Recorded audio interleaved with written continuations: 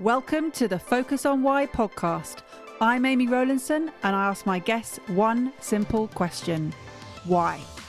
Focusing on the importance of why, I share with you the relatable, uplifting and inspiring conversations I have with people from all walks of life. This podcast will encourage you to focus on your why to enable and empower you to achieve the success you desire. Have a purpose, have a plan, focus on why. Before we start, I would like to draw your attention to what I can offer you as a master coach. I can help you to focus on your why with clarity, uniting your passion with your purpose with a plan to create the life you truly desire.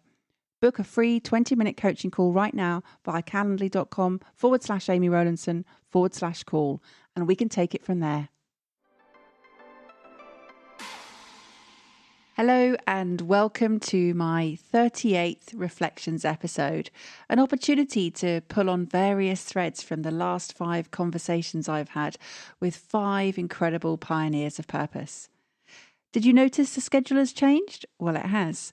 Episodes are now being released on Wednesdays and Fridays, from the 1st of April, it will drop down to just 1 episode a week. This is so I can free up my time to focus on writing my first book. Really excited about that. And I encourage you to take the opportunity to listen to the earlier catalogue, as there are so many wonderful people in this world all living with purpose. So let's get started today. First up is episode 239, Play a Much Bigger Game with Paul Avins. Staring down death after a 4.5-minute cardiac arrest, Paul came to terms with his own mortality and allowed his ego to die in that moment. With the maxim of do more, be more, have more, give more, in his new role of the guide and not the hero, Paul is now helping businesses to level up, team up and scale up. He's coached over 550 UK companies through his business growth system, with many clients selling their businesses for life-changing sums, giving them the time and money and freedom they desired. How? He helps them to play a much bigger game. And Paul said that if you can help them solve the issues of time and money and really open up their creativity, they're able to go out and play a much bigger game, have a much bigger impact on the world, and ultimately contribute far more value to the world. And I asked Paul if he sees life as a game.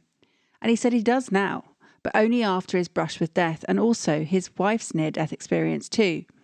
And it hasn't always been the case. He used to take life far too seriously. In fact, he took everything far too seriously. Why is it that it takes a traumatic event to hit the reset on our lives? So often the case, guests on Focus on Why have had this severe shock and they've taken stock and reframed what's important for them and what's not. In terms of playing a game, with being on purpose, it is, as Simon Sinek says, an infinite game. There is no winner, per se. Our purposeful destination is essentially never reached. That's why companies who have infinite game perspectives are focused on purpose that will not likely be reached within 1 generation. It will outlive us. Paul mentioned the infinite game, and I shared my 2 key takeaways during the episode. One I referred to was the trust versus performance takeaway that I took from his book. In chapter 7, Trusting Teams, which I didn't get an opportunity to fully expand on in the episode, so I thought it'd be appropriate to do so here. Referencing the Navy SEALs, Sinek says that you need to show high scores in 2 key areas, trust and performance. You could say that the SEALs have core values of trust and performance. Performance is assessed on technical competence, grit, and staying cool under pressure. Trust is about character, humility, and personal accountability. Trusting their wife and their life with others.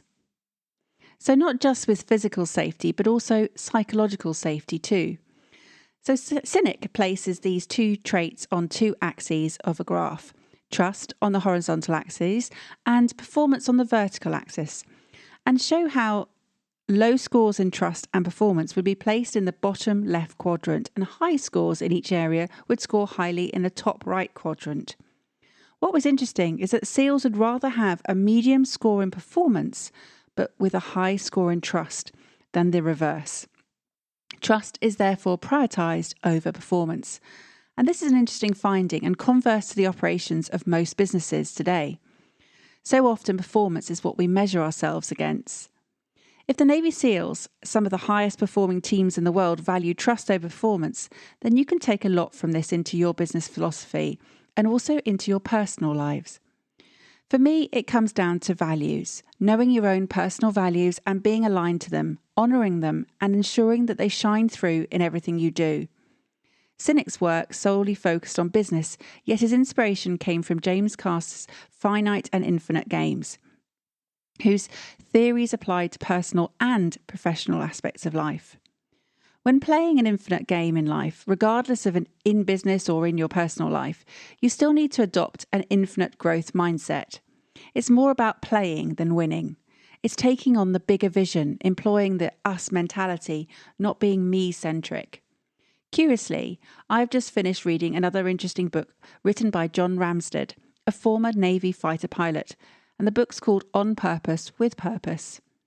What was interesting was to note that he also suffered a life-changing event considered not survivable before he led his life of true purpose. My other reflection from the episode is that we don't push ourselves to reach our true potential, that we always hold back a little bit in reserve. Funnily enough, this was also a takeaway for one of my listeners, Adam Beasley, and he shared it on LinkedIn. You can go the extra inch or two, but you don't. I demonstrated this to my son yesterday. We can all benefit from having a coach in life, particularly to go those extra 2 inches. So why, when asked to stretch as high as possible, do we not go as high as possible? Why do we always hold back that inch or two? What is it that's holding you back? Are you self-sabotaging yourself? And you may not even be aware of it. Do you think that you're not good enough? Are you pursuing your own dream, or is it someone else's? You may recognise that you need a coach when you think something's not right in life, but do you also recognise the need for a coach when it is plain sailing?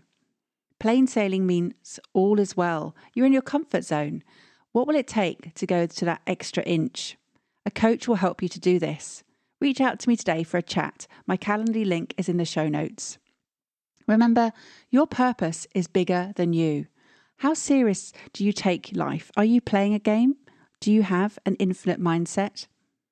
What I also want to mention here is that I spoke to Paul a day after the episode was out, and he'd been bowled over by how many people had reached out to connect with him to share what they took away from his episode. Paul had shared the vulnerable side on the show, and he'd empowered others to share their reflections on the episode by doing so. Paul was deeply touched by all of those messages he received. Next up is episode 240, Artistry of Nature with Kalindi Jordan. And a big shout out goes to Helen Chorley for introducing me to yet again another wonderful guest on the podcast. Thank you, Helen. Curiously, Kalindi also speaks of the game of life and how she wanted to understand it, how people relate, and the freedom she found in being playful and inquisitive. Kalindi says that safety comes from the surrender to being comfortable with the flexibility of life, to be able to know where is the consistency, where is the part of us all that stays in the moment while the moment fluctuates and changes and moves.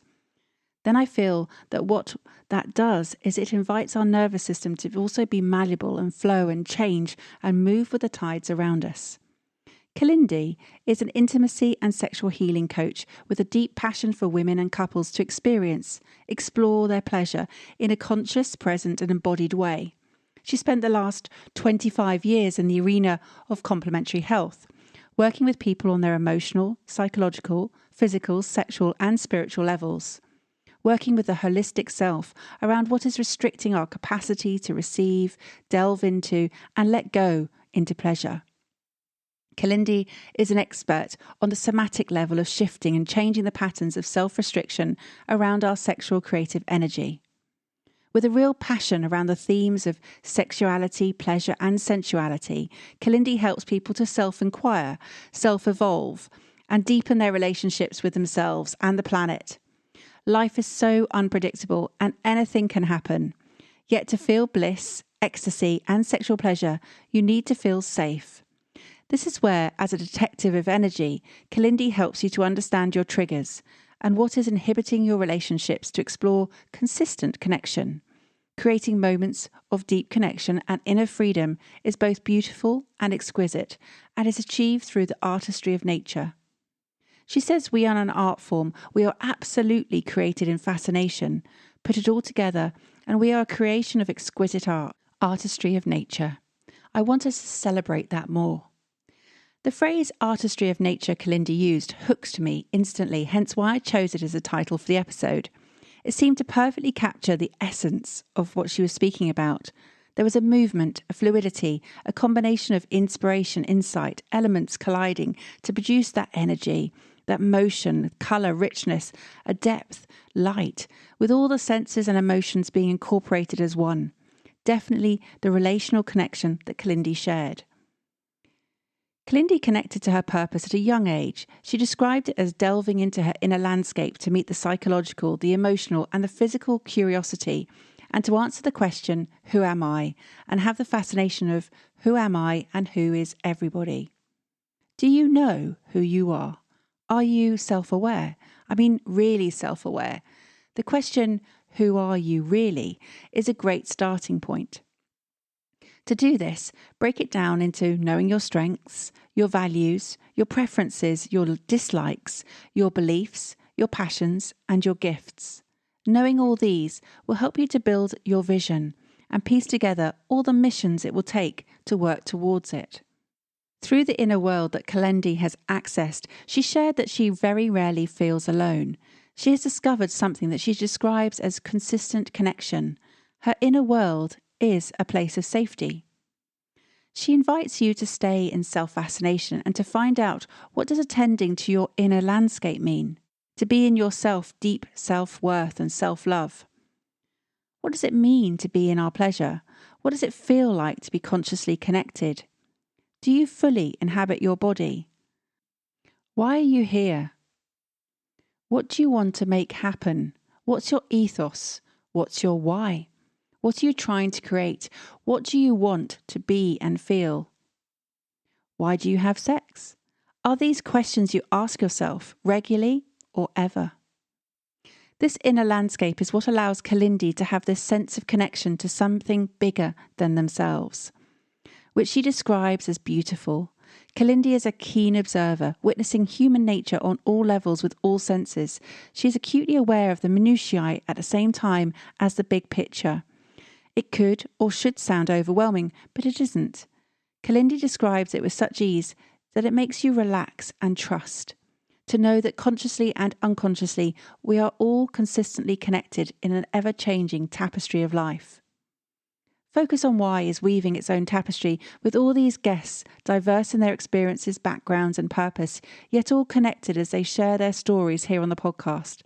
Where else would you go from sexual exploration to visual communication in one conversation? My next reflection is episode 241, Slides Save Lives with David Henson. Trained in photography, photographic processing and audio-visual production, David Henson set up the Regent Slide Company in 1986 and spent 13 years producing and imaging thousands of 35mm slides for many and varied businesses. It wasn't until he joined the Professional Speaking Association in 2016 that he realised that even good speakers produced bad slides. So now he's on a crusade to eradicate excruciatingly boring slide presentations and to teach people how to produce slides that wow their audience and that make their talks memorable and effective. A great mission in life, and one that will certainly keep David busy and will benefit many in the audiences of all those who speak professionally. On LinkedIn, Camilla Stein commented that David's mission was such an important mission in the world of neurodiversity. To have more visual aids, especially for the nonverbal community, would be of great benefit. So be honest, do your slides suck? Do you work in congruence with your slides like a professional partner, or do they resemble something that would better serve the audience as a comprehensive handout? On a mission to banish these bad visual communications so audiences are not left feeling cognitively exhausted, David, who is often referred to as the slide presentation man, helps people to communicate better. Not only does he design and produce better presentations for you, he can train you to get information across in a way that is so much easier to understand for your audience. Making the complex simple, you could say that David's slides save lives. Now, how is this actually achieved? Getting critical, sensitive, and potentially life-saving information across in a simple way makes it possible for a presentation to save a life. Could a slide really have saved a life? Well, listen back to the episode to hear how it really can. Purpose reveals itself early on in life, and often you come back to those early interests again later in your life. This is true for David. Photography was an early passion. He learned how to frame an image and has used his photographer's keen eye in his work over the decades. His passion for photography has been bubbling under the surface and is now coming to the fore once more in his life. What I want to pick up on in this episode is an element of purpose time travelling. Travel back to when you were young and think about what held your attention as a child before you had to choose a particular direction or path to pursue in life. What did you actually love doing? Think back to those early years when you had lots of fun. What could you be doing again now that will help you to build a more fulfilling and meaningful life? Fun is in David's essential list for work. He even has a new podcast called Putting the F in Fun. For David, he says fun is an essential element to bring to work. Reading Your Brain is Boss by neuroscientist Dr. Linda Shaw, Linda writes that fun and humour play a major part in our cognitive function. They help facilitate social engagement, which is vital for human survival. When we laugh together, we come together on common ground. She goes on to explain that as the human brain evolved, the capacity for laughter preceded the capacity for speech. Therefore, fun and humour are fundamental to your communication, your learning, and your well-being. When you're having fun, the brain releases good hormones such as serotonin and therefore reduces your cortisol levels. Why is this good? Because when you're in a pleasurable state, lower levels of cortisol allow you to focus more as you have increased headspace, so you'll be more productive, more efficient, and effective. High levels of cortisol in the system can lead to ill health. So when you reflect about the fun times you had as a child, where were you? Who were you with and what were you doing? Climbing trees, riding your bike, playing games with friends? Now, I'm not recommending that you start climbing trees again or chase your friends around the neighbourhood on your bike. What I am recommending is that you look for patterns in the activities that gave you the most joy and recognise that there are likely to be similar preferences and activities that still light you up today. To have more fun in your life, first it helps to know what fun looks like for you. Once you know, build more fun into your everyday life. It doesn't just have to be at the weekends that you can have all the fun. Think how you could build more fun into your weekdays too, into your work. Remember, having fun is what you do on the way to achieving all you want in life, not as a reward. So I totally agree with David. Fun is vital in the workplace. Remember, when you have fun, you laugh and you learn. Be more fun to have more fun. Lighten up, have a giggle, play games, focus on fun. Take some time out today to have some fun. And if you've turned your spare bedroom into a home office, now turn your home office into a dance floor and strut your stuff in between those Zoom calls. Perhaps you could organise coordinated lunch breaks with some friends or colleagues to have more fun together. You'll head back to work feeling much more refreshed and productive. It's interesting to note that as I've just taken over from David as a new regional president of the South East Professional Speaking Association, that fun is top of the list of the values I intend to instill into all the meetings. So how do you bring fun into your work? Next up is episode 242, Find Your Own Way with Tasneem Ali. Again, another thank you for the introduction, this time to Rachel Maunder, my guest from episode 116. Thank you, Rachel. The title for this episode, as with all the episodes' titles, comes from something the guest has said in the episode. Tasneem said, "You just have to find your own way. It's only when you stop and reflect and understand what is it that you enjoy, what comes naturally to you, what you can get better at, what you want to do, that you can then start crafting that way for yourself." Now, this is not find your own way in the sense that you have to do it alone. Quite the opposite, as Tasneem is an authentic leadership coach, and she helps ambitious introverts get out of their own way and grow their career by creating an authentic leadership presence. As an introvert living in an extroverted world, growing a career in a corporate space was not easy for Tasneem. Having trained as a coach, it was this challenge that brought Tasneem to combine her two passions together, authenticity with leadership. What Tasneem does is empower and support introverts by showing them how to live their authentic selves, how to lead their careers and their teams in ways that are true to them. what she advocates most is to find your own way. Tasneem is a prime example of a pioneer of purpose who has brought two of her passions and combined them to form her mission through her vocation and her profession. A true ikigai moment of combining what she's good at, what she loves doing, with what the world needs and what she can be paid for. It sounds so simple when you lay it out like this, and it can be. However, it comes back to that self-awareness I spoke of earlier, where you have to take the time to explore and to understand more about yourself. It is that cliche of needing to slow down to speed up in life. Tasneem looked at what was present as much as what was missing in her life and is now creating an impact. What's missing in your life? What happens when you reframe that question and see what is present?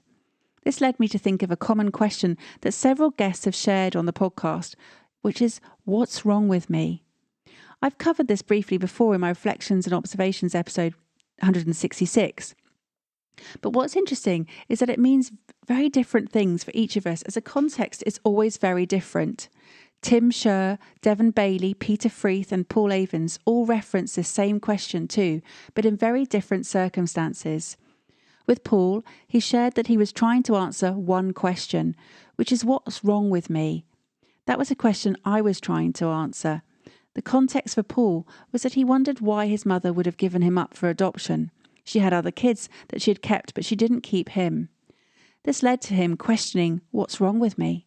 He said that Tony Robbins says we're all trying to answer one question in life, and that was a question he was trying to answer. Robbins calls this your primary question. It is the one question that you ask yourself the most every day, and it could be even on an unconscious level that you're doing this.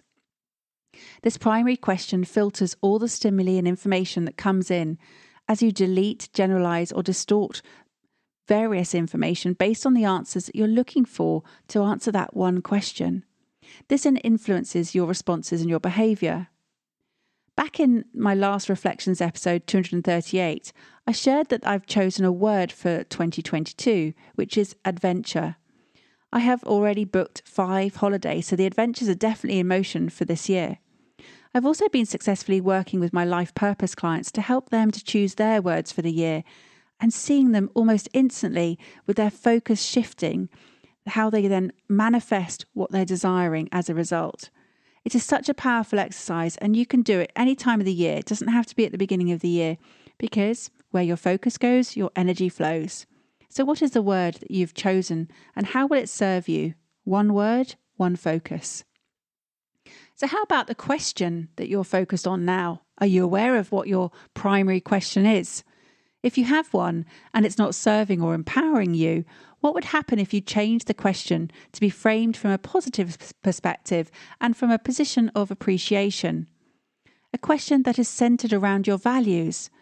And also it comes back to that infinite growth mindset that I started with today. I've had a question that has helped me to stay focused over the last 5 years. It is handwritten on a faded post-it note on my desk, and it has these words: before I take any action, will it take me closer to my goal? Now, this question has been really useful. It's helped me to stay focused, kept me on track to achieving my goals, reminded me of what I needed to do. It stopped me from procrastination. I am a big action taker. I walk my talk, and this post-it note keeps me firmly on track. However, I feel that it's time to change my question. I want to recognise all the great things I have achieved so far in my life, and I want to show the appreciation for what I have, not what I lack. So how can I appreciate what I have even more and celebrate my achievements and stay true to my values? By folding them all into a new primary question, which I've crafted as this. It's probably a work in progress, but it's going to be this for now. How can I use my natural effervescence to appreciate and celebrate more of my achievements, brilliance, connectedness, and diversity right now? Seeing and believing what is possible for me to achieve today is great self-talk. This question folds in the core element of gratitude and the appreciation. There's recognition that these elements are already present for me in life, and for me to get ready to welcome more of what's important to me in the present moment. Also to celebrate the small moments along my way. So this one question is completely authentic to me. It connects my values with my emotions, with my actions. How about you? What is your one question? Take some time out today to work on it. So coming back to Tasneem's message to find your own way, look at what you enjoy, look at your strengths, what comes naturally to you in terms of your gifts, and identify your core values. Have courage of conviction to overcome fear, and as Tasneem said, keep telling yourself, I've got this, as whatever the mind can conceive and believe, it can achieve. My final reflection today contains elements from all the other 4. It was almost as though I had purposely placed these 5 episodes in succession, building layer upon layer. There are elements of playing the game, having fun, saving lives through your work, and focusing on you first in self-care, and of asking questions, more specifically, how to ask better questions with Mike Pagan, episode 243. Yes, Mike, we do need to ask better questions. I've just been reflecting and focusing on just that. Like Paul Avins, Mike also speaks of the needs to always have a coach in your life. Yes, again, I agree, totally invaluable. A coach and a mentor, someone who will show you the way and someone who will challenge you along the way, asking you those better questions to help you think beyond your current circumstances. Do you have a mentor or coach? Could you benefit from working with someone who can help you see what you don't see? Reach out to me today and we can take it from there. Mike is an expert in helping clients achieve positive mental wealth through building handpicked support networks and helping them unlock significant performance improvements. As Mike's focus is currently on mental wealth, that is where his questions are predominantly directed. How is your mental wealth? How much time do you spend on it each day?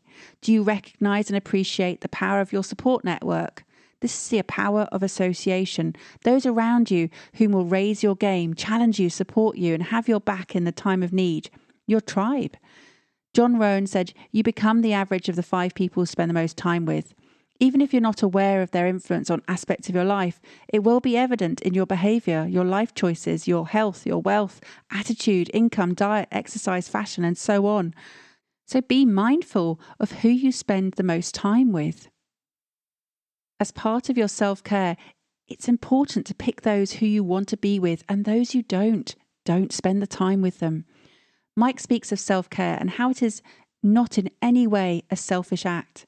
Self-love and self-care are not selfish. They are a necessity. They demonstrate a high level of understanding of your own well-being and happiness. You can't pour from an empty cup. Take care of yourself before you help others. Burnout, stress, and overwhelm are not badges of honor. Use your natural effervescence to fuel your life. Self-love is about being true to you. Unleash the brilliance within and believe that you are worthy, that you are enough already, and you do not need to seek any external validation to justify this. Do you understand who you are and what your uniqueness offers to the world? When you are at peace with yourself, you are practicing self-love. When you love yourself, you will have more inclination and energy to love others. Prioritize you. Be true to yourself to live an authentic life. Self-care is a way to practice self-love. It encompasses all the acts of nurturing your physical, mental, and emotional well-being. How do you practice self-care? Here are some suggestions. Sleep, relax, eating healthily, exercising, practicing forgiveness, seeking out fulfilling work, or watching the sunrise, just as Mike spoke about. Singing, dancing, smiling, laughing. There are so many different ways. Your time and energy are your most precious resources. Be mindful how you use them and protect them. Say no to things that are not needed in your life to preserve your boundaries. Show people how they are to treat you by showing them how you treat yourself. Love yourself and you will be loved. Practice self-care and self-love today. Listen to you. Respect you. Focus on you. Mike says that the goal of mental wealth is a simple life, to be doing what you love and to love what you do, surrounded by the people you love and who love you. He said that isolation kills creativity and prevents decision-making, which in turn can have a detrimental effect on both an individual's and the company's levels of success. Working in isolation can lead to introspection, procrastination, and faffing about, increasing the risk of a failure to deliver. We as humans are built for connection, for community. We're not designed to do it all alone. So absolutely, as Mike says, seek to build your mental wealth team. In fact, hearing what Mike was sharing reminds me of Johann Hari's brilliant book called Lost Connections. If you haven't read it, I highly recommend it to you. As you are constantly evolving, the one constant and primary focus should be your self-care, according to mental wealth advocate Mike. Assuring you are not self-sabotaging, isolated, or losing your direction in life, Mike recommends that you ask better questions. And if you can't do this, then hire someone who can. So what constitutes a better question? First, let's establish what is the purpose of a question. Yes, the irony is not lost on me to be asking you this. Questions are essential in life. They are the root for all your learning as you use them to acquire and expand your knowledge, to solve problems, gain deeper insights, and eliminate confusion. Powerful questions invite action and discovery, and with action comes clarity. Questions lead to answers. However, it's the quality of the answer that we eagerly anticipate, and it is the quality of the question which determines this outcome. There is therefore an art to asking better questions. It takes skill and practice. How effective is your questioning? Socrates used questioning to educate his students, and Socratic questioning is still used today to explore complex ideas, getting to the truth of things, analysing concepts, probing assumptions, rationale, reasons and evidence, and question implications or consequences. Questions make up a large part of our conversations and consist of closed, open, probing, leading, loaded, funnel, and recall questions. There are also rhetorical questions which are designed for dramatic effect or to make a point rather than to elicit an actual answer. Tennessee Williams said that life is an unanswered question, but let's still believe in the dignity and the importance of the question. As you grow older, through the different stages of life, your questions change as you seek to discern your life purpose. In childhood, you ask, what do I want to be when I grow up? Which becomes, where do I fit in adolescence, and evolves into, what is my calling in young adulthood? In middle-essence, you ask, who have I become as a person? Which evolves into, how do I measure my success as a person during older adulthood? And finally, in later life, you ask yourself, what value have I added to people's lives? Who am I? Why am I here? What is my purpose and what is the meaning of life? Viktor E. Frankl's seminal work, Man's Search for Meaning, challenges the answer to all of these questions. It did not really matter what we expected from life, but rather what life expected from us. We need to stop asking about the meaning of life and instead to think of ourselves as those who are being questioned by life daily and hourly. As a coach, I am trained to ask better questions. It is also what I do in my podcasting too. I observe, listen, and reflect with the intention of asking the questions designed to probe, challenge, reflect, and aid self-discovery for the clients or the podcast guests. The answers to these questions help to guide decisions, to make choices, and to give clarity. First, trust in yourself and trust in others to guide you. The way you live your life is as a result of your everyday choices and the questions you ask yourself. Are you making the right choices? Are you asking the right questions? Are you asking better questions? And as Einstein said, the important thing is not to stop questioning. Thank you for listening to Focus on Why with me, Amy Rowlinson. To show your appreciation and to help other listeners understand what value you have received from tuning in today, please leave me an Apple Podcast 5-star review. Remember, the conversation doesn't end here. To keep it going, connect with me on LinkedIn, Instagram, Facebook or Twitter, or join the inspiring, uplifting and positive Focus on Why Facebook group. All the links are in the show notes.